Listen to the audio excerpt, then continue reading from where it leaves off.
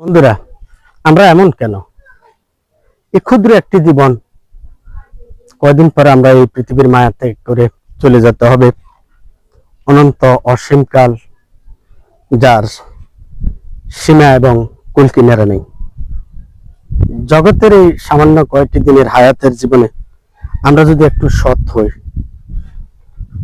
সততার পর আমাদের জীবন যাপন করি, ভালো মানুষ হয়ে পৃথিবীতে আল্লাহ পাকের বিধানের মূল্যায়ন করতে পারি, তাহলে তো আমাদের পরকাল অত্যন্ত সুন্দর এবং সুচারু। প্রিয় বন্ধুরা, আসুন না জাগতিক সমস্ত লোক লালসা, হিংসা বিদ্বেষ বলে আমরা প্রকৃত একজন মানুষ হিসেবে আল্লাহ পাকের বিধান মতে একজন মুসলিম হিসেবে নিজেকে প্রতিষ্ঠিত করি, তাহলে জাগতিক জীবনেও সম্মানের, পরকালে হবে আমাদের যথেষ্ট আরামদায়কের।